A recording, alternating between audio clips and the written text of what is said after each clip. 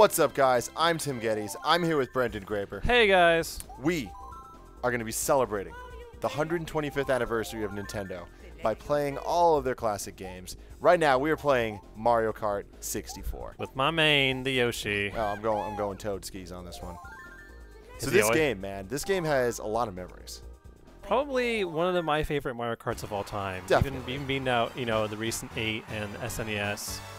This was what I spent the most time in my childhood on. Yeah, there's just something like real special about it. having this, you see Mario Kart or Mario 64 and Ocarina of Time, were amazing what they do with 3D. But then having to play a real racing game, a real fun racing game in 3D with all these different items, all these courses were very all these diverse. You have the Rainbow Road, Toad's Turnpike, a lot of memorable tracks. And plus, gameplay is your favorite Nintendo characters doing it. Yeah, exactly. And just like the battle mode, even the multiplayer, like the amount of college nights spent playing this game. Yeah, especially battle mode. Did you play on the block fort? Oh, of course. Yeah, that's the only way to go. Yeah, me and my friends we'd each take a corner and we would hold it down, and it would just become this war of attrition where the bottom rung always had green shells and banana peels everywhere. And it was like the trenches in World War I. It's so funny going back and playing this after 8. It just feels so different.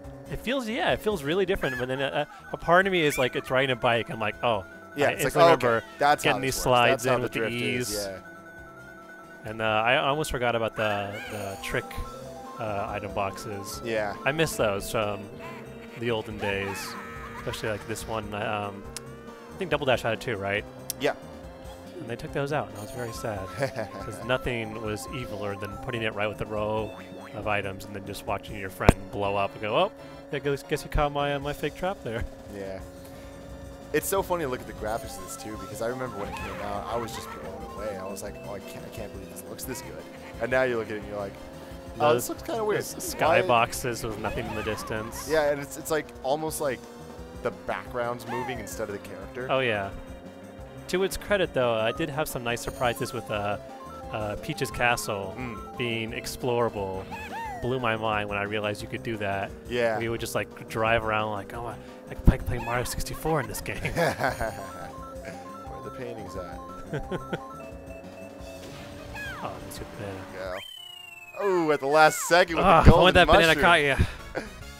Yeah, see, this game is so fun. Just being able to play Grand Prix multiplayer. Oh, That alone is just so much fun. Doing that, I played the SNES version with my friends for days, but then you get this, and it just brought it to the next level. Yeah, it the was third dimension, if you will. I guess not really, because it's Kart, but whatever. I love how they cheated these the models in the character. There was a model for the back and then the side, and you could see it shift between them as you changed in perspective. I also love. Did you have a group of friends you play with? Of course.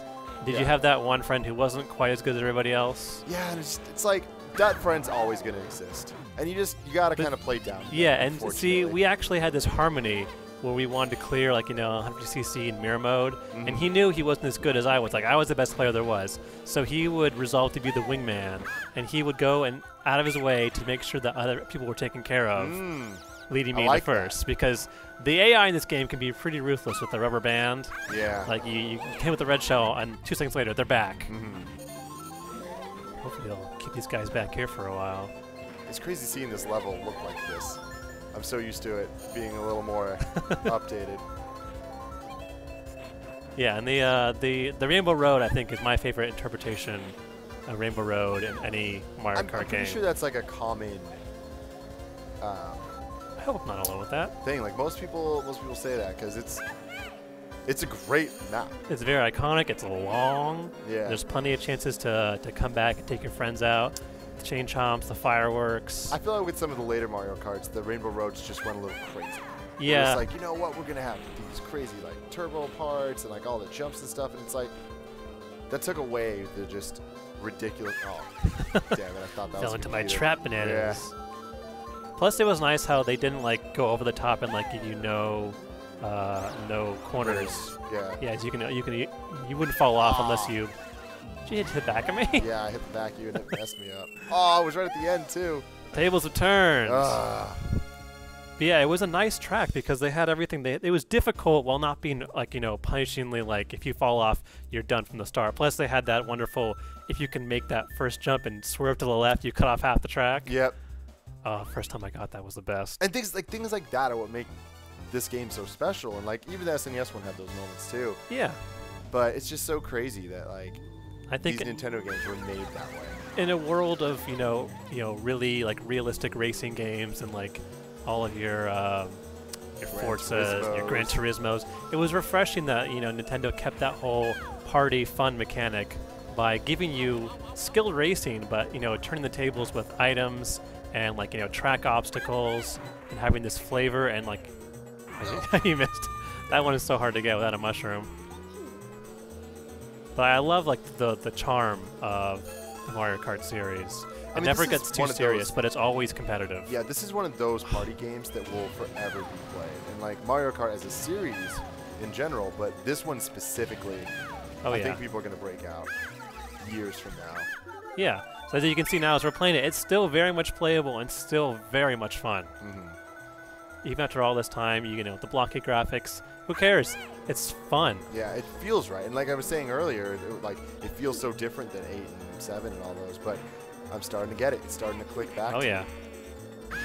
Oh, God, those blocks, they got me. Not doing too well right now. But it's Mario Kart, so I can definitely come back. There's always room for a lightning bolt and a star, and then all of a sudden, oh, I need this jump. Come on. Oh, nope, I'm bad. I'm terrible. Game over. Oh, no. And the bananas function differently here, too, where it's a little more delayed. Oh, yeah, I've noticed that. Looking back on it now. And I know playing, trying to unlock, like, the mirror mode and everything was pretty brutal back in, like, when you get, like, the Star Cups. Yeah. If you fell off the edge, you were there for, what, days. 10 seconds, 15 seconds? And that's everything in one of these games.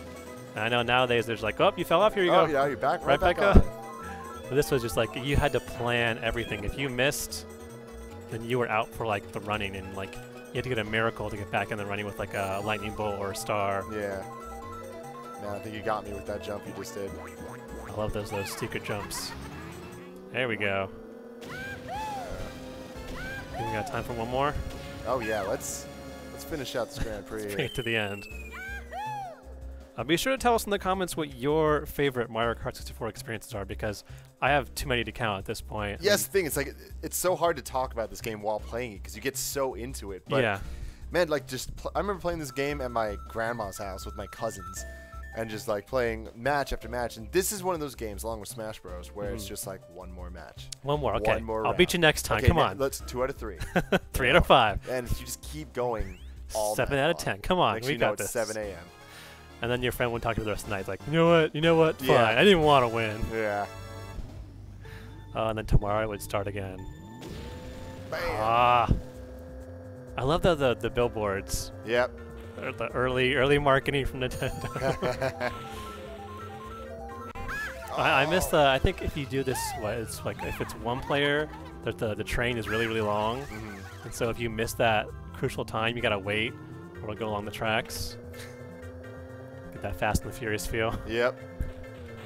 One of the all-time great American cinema masterpieces. I kind of want to recreate that scene in Mario Kart.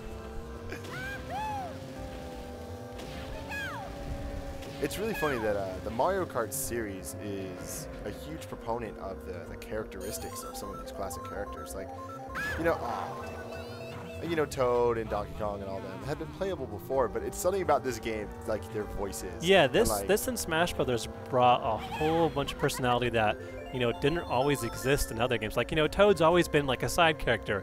He's only just recently getting his Toad's, you know, treasure tracker. That's like the first time he's going to be in his own game. And until then, all we had was like Mario Kart and Mario Party to get a real feel for the character. And he brought his own personality. He's like his crazy, hyperactive, you know, speedster.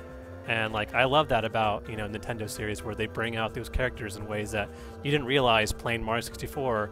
You know, he could have been just a background character. But now Mario Kart, you can win with him. Like your favorite character, even if he's a side character, can be your main and be your guide in victory. Oh man, I I gotta get back in first. I'm messing up right now. I'm in 8th. Is that last in this game? I think it is back in this day. Okay. Here we go. Lightning Bolt. I'm back. He was in first. Tiny Bowser somewhere. There he is. Remember, this was also back when Come on. if you didn't get in what was it, 4th place or more, you have to restart the... The train's gonna hit me!